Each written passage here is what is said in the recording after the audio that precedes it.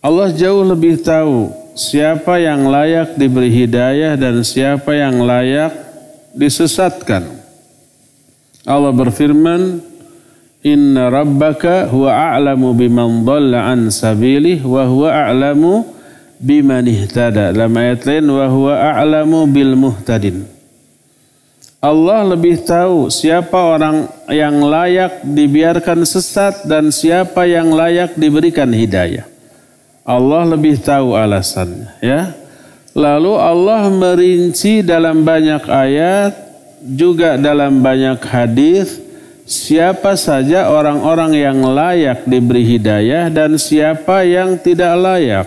Yang layak diberi hidayah adalah orang-orang yang banyak melakukan kebaikan, ibadah dan amal soleh. Seluruh ibadah, kebaikan, amal soleh itu mengundang turunnya hidayah Allah. Dalam Al-Quran Allah banyak menerangkan contoh. Allah berfirman, wa qulu qawlan sadida yuslih lakum a'malakum wa yaghfir lakum dhunubakum. Ucapkan oleh kalian ucapan-ucapan yang baik, maka Allah akan mensolehkan amal-amal kamu. Berkata Imam Ibnu Katsir rahimahullah ketika menerangkan ayat ini, yuwafiqkum lil a'malis sholihah. Allah akan memberi hidayah, taufik kepada kamu untuk melakukan amal soleh. Ayat ini menjelaskan hidayah Allah turun karena orang itu berbuat sesuatu yang baik berupa berkata yang baik. Wa qulu qawlan sadida.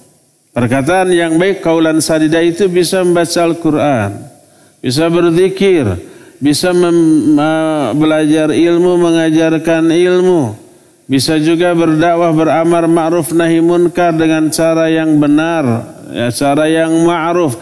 Itu semua qaulan sadida.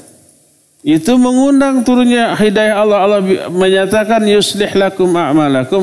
Allah akan mensolehkan amal-amal kalian. Maknanya Allah akan memberikan hidayah kepada kalian untuk beramal soleh. Ini salah satu ayat. Hidayah turun karena balasan atas perbuatan baik orang itu sebelumnya. Hadis riwayat Bukhari dan Muslim berkata Nabi SAW, alaikum bisidqi fa inna sidqa yahdi ilal birri wal birra yahdi ilal jannah. Kata Nabi SAW, wajib kalian berbuat jujur karena kejujuran itu yahdi. Yahdi itu memberi hidayah, menuntun pelakunya kepada perbuatan bir. Bir ini ada dua maknanya, sebagaimana diterangkan oleh Syekh Al-Utsaimin. Pertama, bir itu adalah berbuat kebaikan. Kedua, bir bisa berarti terlepas dari sebuah kebiasaan dosa. Kata Rasul SAW, kejujuran itu bisa menuntun pelakunya kepada perbuatan baik. Ini menunjukkan, mengisyaratkan kejujuran mengundang turunnya hidayah Allah untuk berbuat baik setelah melakukan kejujuran tadi. Diberi hidayah. Sebaliknya, Allah membalas orang-orang yang berdosa dan maksiat dengan cara dicabutnya hidayah itu dari diri dia. Hidayah yang sudah ada sebelumnya Allah cabut karena dia bermaksiat. Berkata Rasulullah SAW sebagai lanjutan dari hadis yang barusan, wa iyyakum wal kadhiba fa innal kadhiba yahdi ilal fujur wal fujura yahdi ilan nar.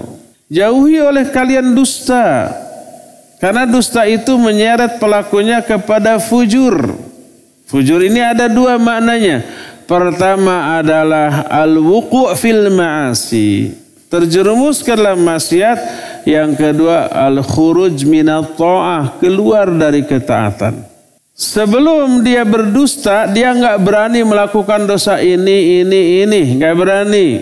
Kegedean itu dosanya. Setelah dia berdusta, tiba-tiba kok nekat berani melakukan dosa-dosa yang sebelumnya tidak berani dia lakukan. Sebelum dia berdusta, dia biasa memelihara tahajud, saum Senin Kamis, baca Al-Quran dan yang lain-lainnya. Setelah berdusta tiba-tiba berat untuk melakukan semua itu. Akhirnya ditinggalkan. Itu khuruj anit ta'ah, keluar dari ketaatan. Berdusta menyebabkan tercabutnya hidayah Allah dari diri orang tersebut. Dan berdusta menyebabkan terdorongnya orang itu untuk melakukan dosa dan maksiat dalam bentuk selain dusta, dalam bentuk yang lainnya.